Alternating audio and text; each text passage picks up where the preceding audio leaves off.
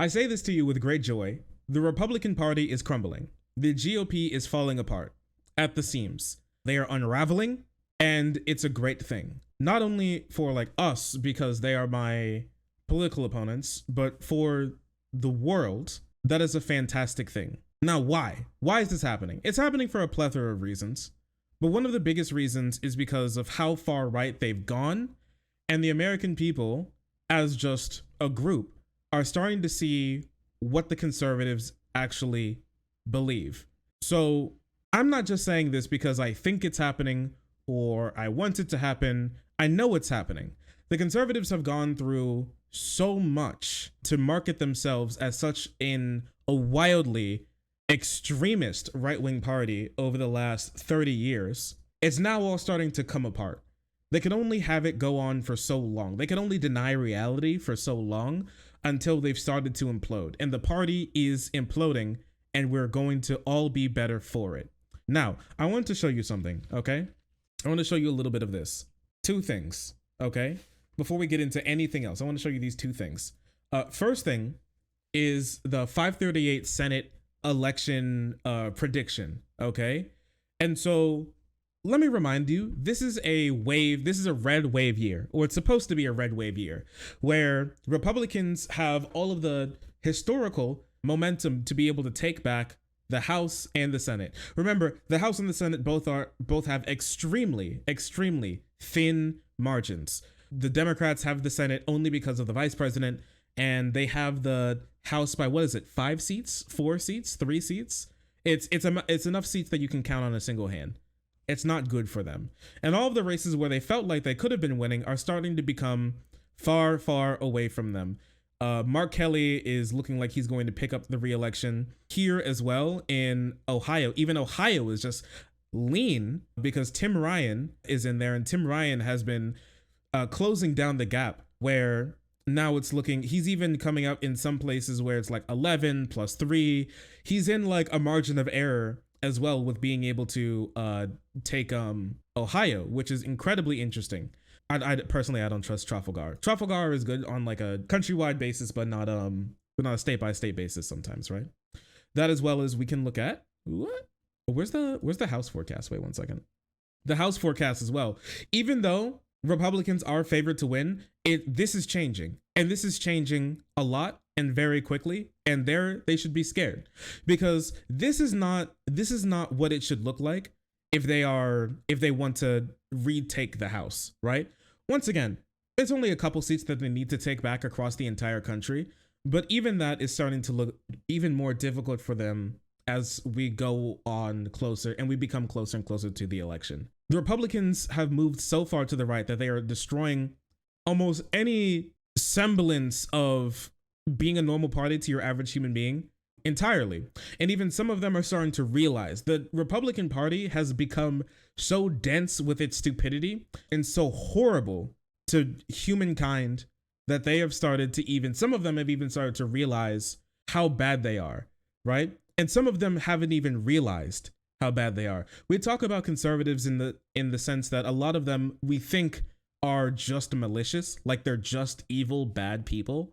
A lot of them have been fooled, same way a lot of conservative voters are when it comes to what their party actually stands for. Their party has lied and manipulated the truth so much that even the people within their own party don't even realize how bad the party is. And I'm not making that up. Here's a clip from Neil Collins, a South Carolina Republican who just came to terms with what his party represents and what he voted for. Listen to this. I voted for the pain-capable bill, the fetal heartbeat bill, and fetal heartbeat has been for 6 weeks now.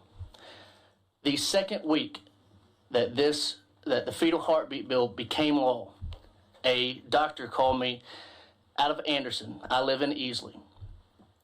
A 19-year-old girl appeared at the ER. She was 15 weeks pregnant. Her water broke. And the fetus was unviable. The standard of care was to advise her that they could extract or she could go home.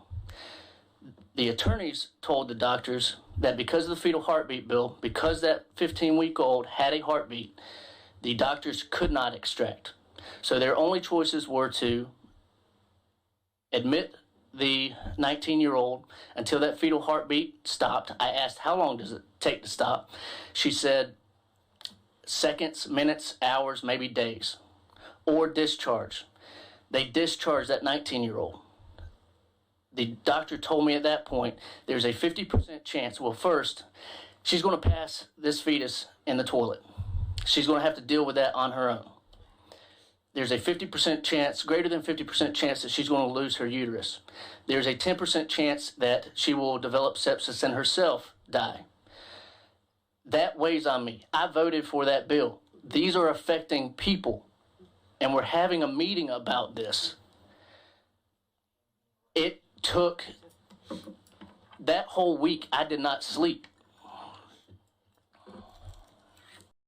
So what he was doing, he was on a board in the South Carolina Congress that is going to be pushing through another bill that would be to restrict abortion access even more than it already did.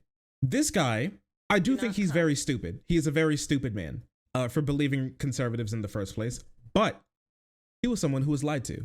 He was tricked and he was fooled into believing that he's on some sort of cavalier crusade against evil or wrongdoing, and that he was with a party that actually cared about human beings, that cared about stopping suffering, and had real goals, ambitions, and care for people, and now he's realized that that's not true. It's not true, okay? And over his years, decades of being a conservative, he hadn't figured that out until now. The saddest part about this, even, is that with that story that he gave, that didn't even change the rest of the conservatives' minds, because the bill that he was talking against and how he said that he couldn't vote for, later he went on to say that he couldn't vote for this bill. He couldn't possibly put himself to say that we need to pass this bill anymore with what is actually happening to real human beings on the ground. The rest of the party didn't care, and they continued to pass the bill just without him. But this shows that some of them are indeed waking up and starting to understand what they are and what they're becoming, and what conservatives have become, what they really stand for in this country, which is not small government, family values. It's not some sort of like care for the unborn or something. They're not the pro-life party. They are indeed, truly the forced birth party. That's what they are. On this issue in particular, which is helping push a lot of people away from the conservative party and away from a lot of conservative politicians, but it gets worse. Here's conservatives on Fox News talking about a bill that's being thought up in Missouri that would allow teachers to physically beat and torture children for not acting in the way that they want with parental consent. If I had children, I would want to take care of the paddling myself. Can you paddle female students? Yeah. Yeah, there's no distinction. You And can. on the butt, right? Not in the hand. On the butt. It's on the butt. And how many smacks do you get? I think to three. Up to three. And you cannot cause physical harm. Well, what's the line? What physical harm Tears? is physical injury. Tears where, don't count. No, where you leave a mark. Where you leave a mark? Yeah. How do you know? The parents will tell you when the kid gets Here's home. it, you know. If I Very weird shit. So this is this guy, Jesse Waters, who's just asking questions. It seems like he's starting to get a little it seemed like he's being a little defensive about, what do you mean? You know, who cares? Well, how do you know you left a mark? You could just fucking beat him. Come on. Jesse's such a weird little dude. You know for a fact that the second he heard that you could beat kids, and specifically the girls, how it's legal to beat the girls on the butt. Especially you could do the girls too, right? Obviously, you could get the girls, right? if I had children, I would the paddling. Can you paddle female students? Yeah. Yeah, there's no. Yeah. Did you fucking see his face? Students? Yeah. Yeah. Did you see that shit? Look at that. You see that? Yeah. Yeah, there's no. He was like, oh, you can. Yeah, he's a little sus. That boy's sus. That boy's oh, hell no. Yeah, he was thinking really hard about, he was like, my man's gonna take a trip to Missouri, go get a teaching license as soon as possible. Absolutely ridiculous. Oh, just so you know, spanking should be illegal. Spanking is not spanking, it's torture. That's what it is. It's the definition of torture. If you cause physical distress to somebody or even mental distress to somebody as a punishment or to get them to act in the way that you want, that is by definition torture. It should be illegal. You should go to jail if you do it. You should not allowed to be doing it. And it leads to people like Jesse Waters, okay? Who are like, you're telling me I'm legally allowed to go to take off the pants of children whenever I think they've been bad? I can just turn them around and take their pants. Really curious shit from Mr. Waters here. Very curious stuff. Also, it's been factually proven that it doesn't even help children. When you beat kids, you're not beating kids for. It's the same thing happens when you beat dogs. Okay, beating dogs does not get dogs to act better. It gets dogs to fear you more. Same with beating dogs. Beating children doesn't make children actually act better. What happens is they are scared of you, and you teach them that physical punishment is a good way to deal with people you're disagreeing with, who when you get mad, it's been factually proven that children who are like beat when they're children are more likely to beat their children when they get older. And when I say beat, I mean like domestic abuse. They're more likely to commit domestic abuse against their partners when they get older. They're more likely to think that domestic abuse is not that big of an issue. It's just a downstream effect that makes people worse and worse and worse, and you're a part of it. And a lot of people don't want to think of it like that because it makes them feel bad when they're the bad guy. Listen, if you want to get somebody mad, tell a bad parent that they're a bad parent, okay? A lot of bad parents hate being called bad parents, no matter what is factual about the world. They just don't like it. If you do that to your kid, you are a bad parent. You can be better in other ways, but you are a bad parent. I'm sorry.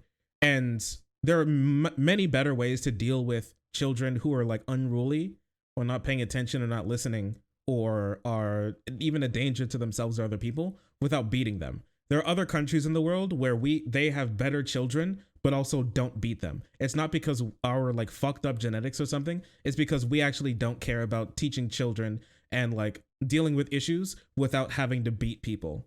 That's the only reason. There's a reason why beating inmates and beating like adults in this country is illegal, because it doesn't do anything. Why do we allow it for children? It's ridiculous. It's not real. The reason is because we just treat children as property, really. And so you're just allowed to beat the fucking shit out of them as long as nobody says anything enough to make it come up as abuse. So true, Biden. So true, Biden. But there are other countries in the world. True. I can back this up. Every time somebody raises their hand at me, I flinch. And I think about being beaten. Yep. It leads to worse outcomes for children.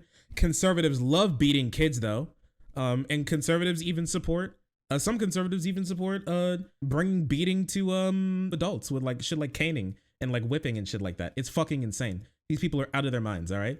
Hey, listen, remember Matt Walsh? Theocratic, Mr. Self-described theocratic fascist. Insane stuff.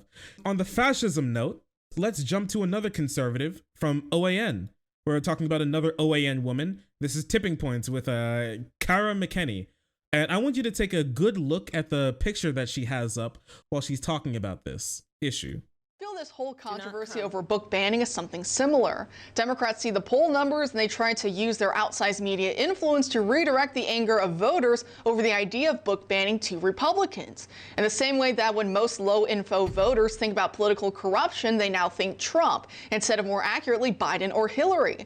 It's the classic Saul Alinsky rules for radicals tactic of accusing your political opponent of what you're doing yourself so that you can hide in plain sight. However, even with that being said, there is a more important reason as to why I want to lead the show off tonight with this seemingly minor, even unimportant story. Now, I say seemingly because obviously I think it's important. That's why I'm talking about it. Now, oftentimes, many of us on the right get so upset with the left that we end up digging ourselves into a hole by just trying to argue the exact opposite of what they are. For example, in something like this, a typical response you might hear from someone on the right is that, of course, Weingarten's tweet was wrong because only the left wants to ban books. The right doesn't want to. But it's not entirely accurate. I think banning pornographic books from school libraries is not only justifiable, it's the only moral option. It's our duty, in fact, to purge our schools of such filth. So what is the difference between the types of so-called book bans that the right advocates for as opposed to what the left demands? Why is one good and the other bad? So, this is a conservative woman on a conservative news station keeping up an image of Nazi book burning while advocating that book burnings are actually good, though. Now define pornographic. Remember when we talked about this when it comes to conservatives and what they deem as pornographic? The books and the pornographic material that they're talking about is actually like sex ed. So they want to get rid of sex ed. And remember, teaching children about sex ed is one of the best things that you can do when it comes to reducing the rate at which children report them being, sexually abused. If you want to actually catch sexual abusers, the best thing that you can do is teach children about their bodies and about how adults shouldn't be, interacting with them, which makes them go, oh, this happened to me, or I know what they're trying to do. Let me go get somebody to help. That reduces the likelihood of, for one, the child being assaulted, and two, it increases the likelihood of you catching the assaulter. They don't really care about that, though. Any books that depict gay people at all, they consider that to be they consider that to be like pornography. It's very strange stuff. While they allow books that they seemingly do like, which is the Bible. We'll talk about that for a moment. We'll talk about that for one in one moment, I promise. Oh yeah, and they are literally burning. It is true that they are literally burning books. It's not even like a sort of, oh, they're getting rid of these books or they're book banning. They are literally book burning. QAnon pastor holds book burning at his church, so they banned a bunch of books about how to stay safe and not get COVID, about like queer people not being hung and black people existing. They burned a lot of those types of books. They all got together and had a big bonfire where they throw a bunch of books in, just bringing back the old classics. The classics. Very normal stuff. But once again, before we leave this woman, just take a look at this. And speaking of purported hate crimes, did you hear that a suspect has now been identified in the case of spray-painted swastikas appearing on rainbow pride crosswalks in Midtown Atlanta? I know, just crazy big news. But the crazy big news. Nazis. Pfft, who cares? Swastikas. What? Hate crimes? Lamau even. What? One swastika? Come on. Who cares? These are the type of people conservatives are, okay? These are the type of people that they are. Moving on the topic of book burning, finally conservatives are starting to get their comeuppance, and it's probably some of the funniest shit I've seen in my entire life. So here is Fox News talking, and specifically the Five, talking about book burning, but when it's not the books that they want. A Texas school district is pulling the Bible from its library shelves. It's among some 40 titles now under review in the Keller Independent School District in Texas, along with Anne Frank's diary, an illustrated version. Some of the books sparked controversy last year after parent complaints. The district says this is just a temporary move, saying this: right now, Keller ISD's administration is asking our campus staff and librarians to review books that were challenged last year to determine if they meet the requirements of the new policy. Books will be returned to the libraries as soon as it is confirmed that they comply with the new policy. So, Lisa, the school district apparently got accused of having books with sexual content, so they put under review all of these books. There were 3 parent complaints about the Bible, one was withdrawn, citing sexual content and violence. My question is, were these people, these anonymous individuals, asleep when they learned that kindergarten through second graders were being taught across the country sexually explicit content like body parts in vivid detail? You don't believe me? Google what they teach in New York City private schools. Well, for one, once again, this is conservatives coming out against the best method in which to catch CSA perpetrators and to help CSA victims. Once again, they would like to speak very much about how they hate CSA victims to be able to have the knowledge to know that they are being abused. Very odd stuff. Coming from these people, very strange, very peculiar, I must say, as well as it's just true. I've seen the Bible before. I am a Christian, okay? I've read it before. There are detailed explanations of like the worst torture you've ever seen in your entire life, okay? I'm sorry. Yeah, it's not I would say, like, without parental supervision, that your average kid should not be reading the Bible. It's true. And incest too. That's true. Your average kid should not be just reading the Bible. There's a reason why they come up with like little baby Bibles, okay? There's a reason why they do that. And if you want those that are like kids friendly, go ahead. Prostitution and stoning, that is true. But the real pornography is showing two boys holding hands in a book. But a book literally about throwing rocks at people to death, incest, people burning alive, getting their limbs cut off, and getting nailed to a fucking tree. That's okay. It's ridiculous. They're completely out of their minds. Harris, there's a difference. Look, I think a new book that's written that has sexual content inappropriate for children, yes, I think that is a book that should be taken away, even though I'm in general not for canceling books out of library shelves. But a book like Anne Frank, I've not seen the illustrated version. This is a real depiction of something that happened in human history. Students need to see and understand the Holocaust, slavery, human atrocities in the world's history. So back to Emily's point for just a second in terms of, once something is kind of settled and then it gets pulled off the shelves while they review it and so on and so forth. What is the end game here? Is it to let the few win? Is it to appease the few to show that, look, we took a triple, quadruple look? Is there really a policy that is a benchmark that everybody agrees on? Were parents part of that conversation? This just opens to me up the room for even more questions. And I don't know if there's enough transparency in this process yet. Maybe they haven't felt like they needed it, but they need it now for them to explain the differences and commonalities between the Bible and the book with the sexual pictures. Huh. See, they're asking all of the questions that a normal human being would ask about them passing this policy, but only when it affects them. I want you to keep that in mind. They wouldn't care if it doesn't affect them. They don't care. All they care about is when it hurts them and their personal political ends. They don't care about other people. They don't care about other human beings being hurt. They don't care about the fairness or factuality of the things that they do. The only thing they care about is, does this help me? Yes or no? Does this hurt me? Yes or no? The cognitive dissonance is off the chart. The cognitive dissonance is out of control.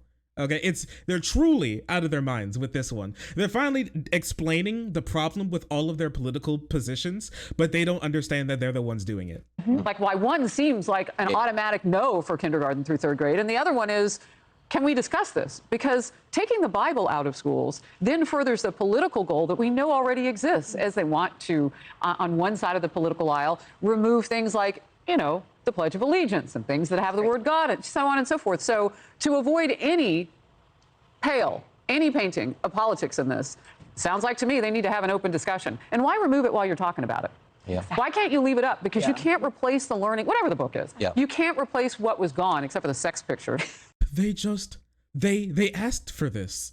All of these people asked for all of this. They wanted all of this to happen. Literally, all of these people were advocating that this was such a great thing when it came to Loudoun County, when it came to other places around the country, putting through these types of laws that a single person asked about this, and they instantly pull it off of the shelves. All of them asked for this until now. Because those are not things that kindergartens through third graders are going to be practicing. Yep. But historic books, you can't replace that learning while it's, on a back shelf while 5 people decide whether or not Betty was right.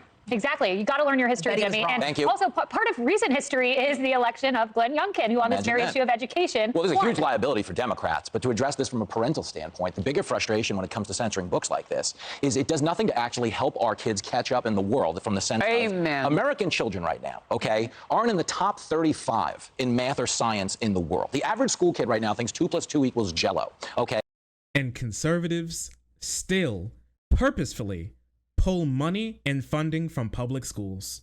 It's wild. Huh. It's insane. It's actually maddening how these people have something to complain about when in reality they're the ones causing all of the issues. Let me tell you, if conservatives did not have any political power, children in America would be far smarter and far better off. That is just a factual statement. Okay, the policies and what conservatives do to make our education worse when they're in the positions of power has dramatically dropped the quality of education that children have gotten in the world. True, and they would all live longer. It's true. Not to say that liberals are just better, okay? There's wild, massive disparities and massive, not only gentrification, but as well as separation of money when you go into like a big liberal city or something, okay? Just look at like Detroit suburbs and how that happens, and look at like San Francisco and other California cities, okay? You'll be driving around someplace and you'll be looking like, it'll look like the walls are made of money, and then you go a street down and the walls are crumbling. Okay, so it's not like these people, like liberals, are some wild orders of magnitude better, but they are far better than what conservatives are doing when their genuine told goal is to destroy the public school infrastructure that we have in this country. That is their goal, to get rid of and destroy public schools in this country. That's what they want to do. The reason being is because you learn about factual things, history, math, science. All right, you get good sex ed, and you don't get fed like propaganda as much as you do from places where you pay a bunch of money and they have some legal protection when it comes to the type of filth that you can teach children. Public schools aren't great, but public school teachers do some of the best work out of all teachers that we could possibly imagine. Their goal is to teach kids, and that's it. It's not to bake in some sort of other ideology. Their only goal is to teach kids. And they do so, many of them at a loss to themselves. They have countless sleepless nights. They pay out of their own pocket to make sure that the kids under their watch for 8 hours a day get the best education possible, with fucking politicians and talking heads like this calling them like groomers and like anti-American horrible people whose only job is to make sure that children can grow up to be able to be functioning members of society, a part of their community and a part of their workplaces. That's it. And they want to destroy all that because they're not getting exactly what they want, which is complete subservient to a right-wing, theocratic, anti-democratic worldview, because they've lost. Okay, as children grow up, they realize how terrible conservative thought has been to the planet, and they're not conservative anymore. And they realize that. And then they go, man, instead of me trying to convince these people that we actually aren't as you believe, let's just make sure that when they grow up, they're so stupid that they can't have the proper understanding to be able to counter what I'm telling them. And I think that tells you a lot about the type of people that they are and how much confidence they have in their own personal political ideology. But moving on a little bit, we're going to be speeding up a tiny bit, as well as things that conservatives believe. A lot of you heard about the story. We didn't talk about that. We didn't talk about this in its own personal segment, but I want to touch on it now, especially this. A Florida court, another thing that conservatives just like believe. A conservative court ruled that a 16-year-old is not mature enough for an abortion. So what they wanted to do was to force a child to give birth because they thought the child wasn't mature enough to be able to get an abortion, but they think the child is old enough to be able to be a mom and take care of a kid. And the biggest reason for why they thought this was because of her grades. The judge said that her grades weren't good enough, so that means that she wasn't smart enough to be able to accurately determine whether or not she needs an abortion, and that's why she needs to become a mom. Unironically, now thankfully, this judge has been outed. This judge was just outed, okay? Florida judge who denied a girl an abortion based off her grades was voted out of office. Thankfully, recently, this judge lost their seat. As many judges are across the country, they're elected. They are elected. And so they have to, meet voters for the things that they do in court. Now, also, this ruling was overturned in an appellate court. So she already got the justice that she needed. This absolute disgusting piece of shit was finally lost their job over doing something so truly, genuinely heinous as to try to force their child to have a baby. Fucking disgusting. All right. And we can be incredibly thankful for that. But we could be quite easily be living in a world where if conservatives knew how to shut up and be silent and do the evil shit that they would like to do without causing a scene, we could easily be seeing ourselves living in a world where this continued on. Okay, but we're not. And the reason for why this judge and a lot of other conservatives are being voted out, and why this year is going to be breaking history and is not going to be a conservative red wave or a GOP red wave for them to sweep Democrats out of the House and Senate completely. Even though Biden has like a 40% approval rating at the moment, the reason for why is because people are finally able to understand and see what conservatives believe. It's hard for them to lie about the things that they do and the things that they believe when it's actually at your doorstep, looking you right in the face. This country, and I talked about it before, this country was the best and had the most going for it when conservatives and Republicans were out of the running, okay? We're not able to have the presidency, weren't able to win the Senate, and weren't able to win the House. When that was the case in this country, we got so many incredible things, from FDR all the way up to, what was it, Nixon or Reagan? One of those two was the one who broke the 40-year Democratic rule. When we had a 40-year Democratic rule, so many amazing things were happening in this country. There's Nixon, yeah. So many amazing things were happening in this country when Republicans weren't allowed to touch a single lever. They were forced to keep their fucking greasy, grubby little monkey paws off of any lever of power when it comes to federal issues. That was an incredible time for not only the planet, for not only our country, but the planet, okay? That was an incredible thing. And ever since then, they've been trying to crawl their way back. And the Republicans have for a long time been a minority party and been seen as a smaller minority party, even though they do win every now and again. They've been seen as a much smaller party that did not care about ruling, and how Mitch McConnell and how Dick Cheney wanted to take the Republicans. They made themselves sort of a party that didn't care much for actually doing anything when they're in office. Their main thing was criticizing the Democratic Party and trying to make themselves seem better in comparison. And people kind of bought it. And the reason was because they didn't know what conservatives actually having control of government meant. They can say one thing and they say the quiet part for a long time. When Donald Trump came in, and when Mitch McConnell came in, when Dick Cheney came in, and when Bush came in, people started to get more comfortable and they started to say the quiet part out loud, what they actually believed. Until now we're here today, they say anything that comes to their mind, and the most heinous things they start to say. And thankfully we have the possibility to be able to record it and spread it to show it to people what it actually meant. But for the longest time, they were able to get away with what they were doing because people didn't know what it looked like when they actually were able to get done what they say they want to get done, or get done what you weren't sure what they wanted to get done. And people were thinking, even remember like the biggest thing when Donald Trump was coming up into the presidency, and a lot of people were like,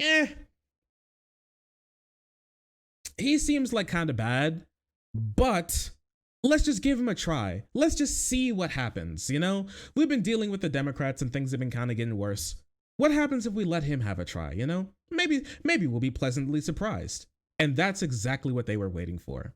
That very moment where people were, where we live, and it's happened around the world, where we live in a time of liberal stagnation, where the liberals have been more or less uncontested and been able to get done mostly what they've wanted to get done for a long time. But the sort of, not necessarily laissez-faire, but the austerity measures come through, and outsourcing happens without wage increases, and people starting and like just they start to they start to slip. The liberals, they rest on their laurels, and that culminated for us in Donald Trump and like Hillary Clinton, how she was the perfect example of liberals resting on their laurels and thinking that they don't have to work that hard to get done to be able to get back into power, until people were like, either I'm not coming out, or let's give somebody else a try, even though we know they're kind of insane. Who knows? Maybe the devil I don't know is actually better than the devil I know, because they've been out of power and they've not been able to get done what they wanted to for so long.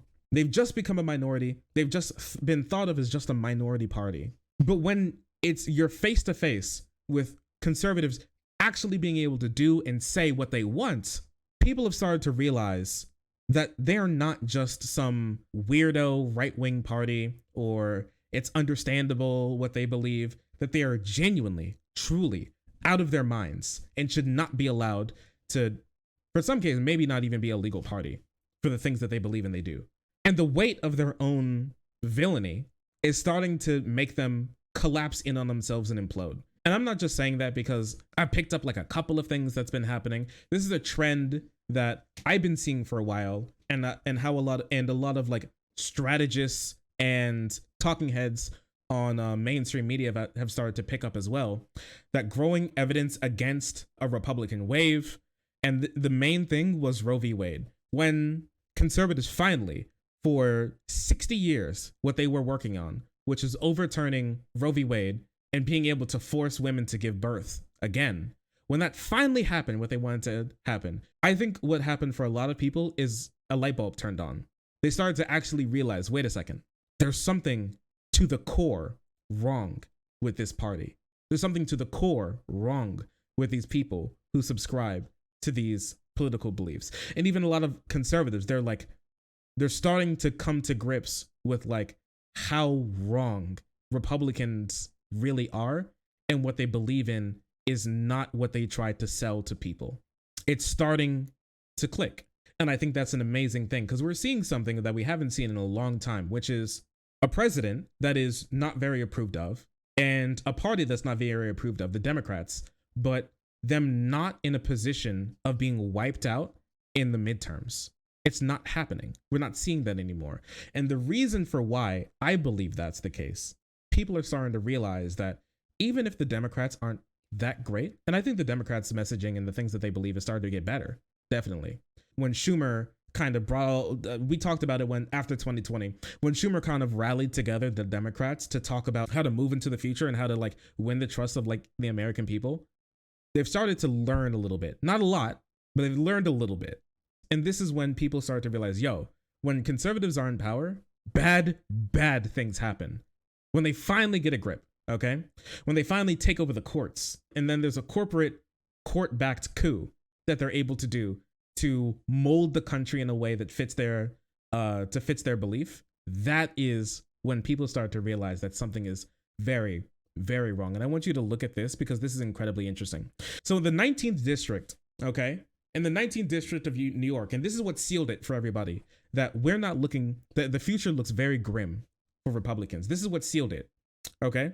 And what sealed it was this, all right? So the 19th district of New York recently got redrawn, but it has most of the same people in it. And it's the truest sense of a swing district that you can imagine. They voted for Obama, they voted for Bush, they voted for Obama, they voted for Trump, they voted for Biden, okay? It's an incredibly swing district. They've swung from, conservative to Democrat to, Republican, Democrat when it comes to the people who ran in the state until, like, I believe the person who held the seat, who was Republican for a while, he died, right?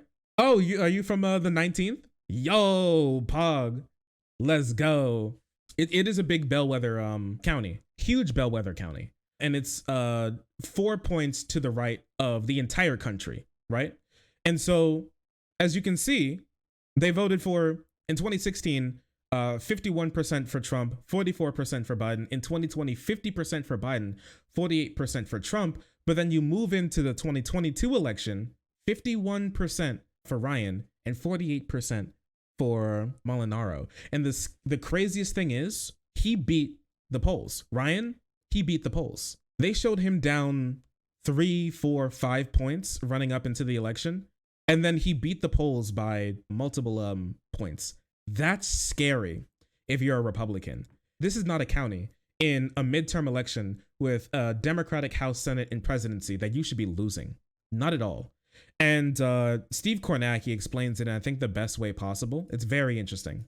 Into trying to get this victory for Molinaro and to make a statement that they were in a position of strength heading into the midterm. Instead, as we say, Pat Ryan ends up exceeding the Joe Biden number and winning this district outright. That's not a result you're supposed to see if and when a major wave is forming. And if you put this in broader context, why I say we've been asking this question about whether the national political climate is changing, this is the most dramatic data point we have that I think it is. But just take a look at what's been happening over the last few months. And I can draw a line right here. These are other House special elections that have been playing out this spring and this summer. And I draw this line because this is where on the calendar the Supreme Court decision that overturned Roe v. Wade fell. You see, just before that decision in South Texas, there had been a special election. It's a district that Biden had carried by 4 points. Remember, we were talking a lot about this heavily Hispanic district. There had been a swing towards Republicans. And in fact, the Republican candidates actually won by a margin of 4 points in that district. That's where we were before the Supreme Court decision on Roe v. Wade. Here are the 4 special elections that have taken place now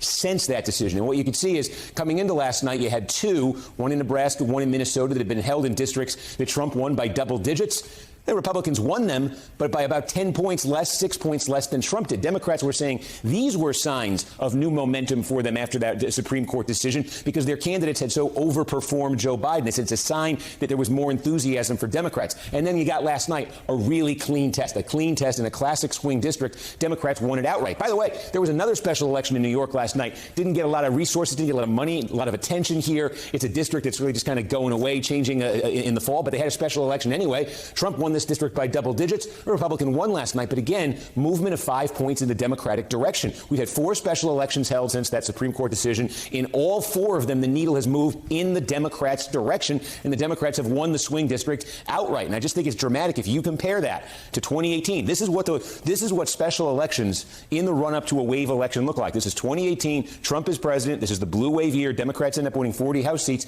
And I mean, look what you were seeing in special elections in 2017 and 2018.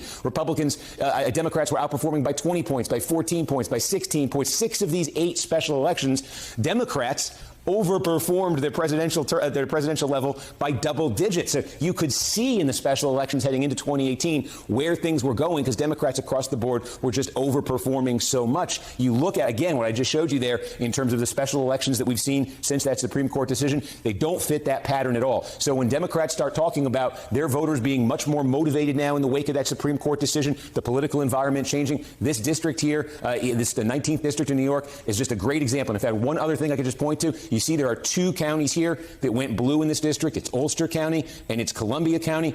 They're both pretty good-sized counties. Ulster is the biggest in the district. Here, we'll cut this. We'll cut this here. What he's about to explain is that they were able to pump more Democrat votes. They were able to bring out more Democrats to be able to vote, and they're more energized than conservatives are at the moment. So yeah, that's what we're dealing with. And it's scary for Republicans, but it's amazing for us that Republicans now are having an identity crisis because they're pulled between 2 things and 2 untenable positions.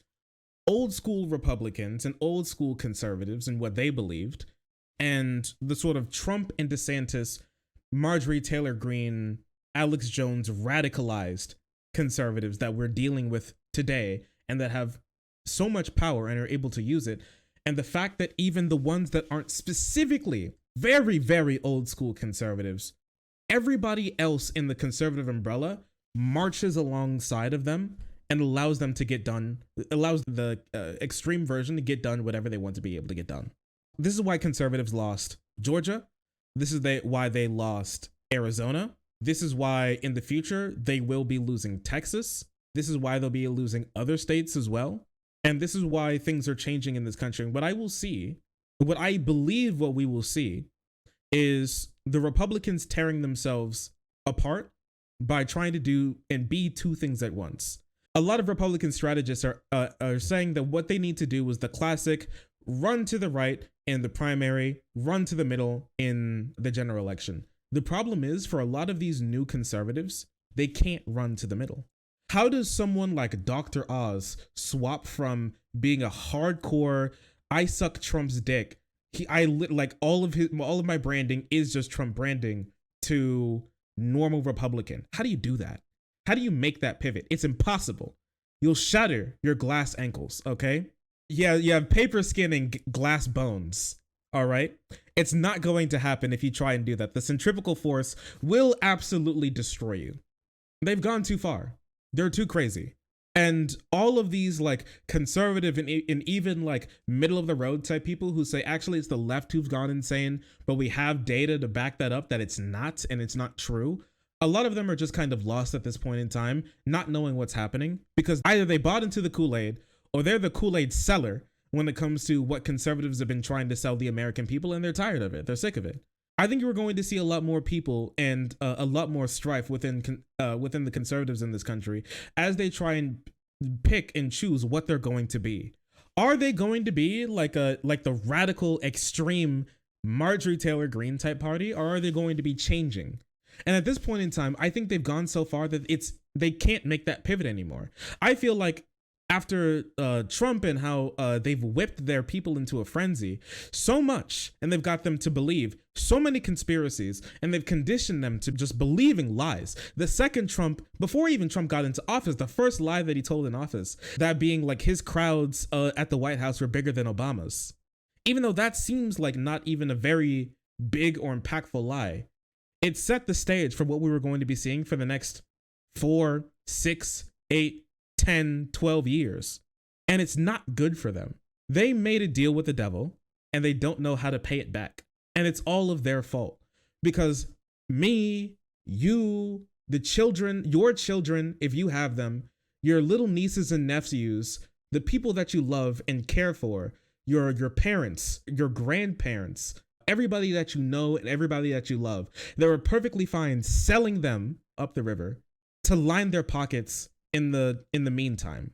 They were perfectly fine doing it. And now they're going to be complaining and they're going to be crying and shaking their head and not knowing what to do when the consequences of their own actions come back to bite them. This is all of their fault. And they happily would destroy the entire country time and time and time again to be able to get what they want. Thankfully, it's not happening. Your average person can only put up with like so much before you've gone too far out of what your average human being can take when it comes to lies. And with how bad the Democrats are, they're starting to pick up on that a little bit. We'll talk about that a little bit later. The conservatives in this country are imploding, and we're all better for it.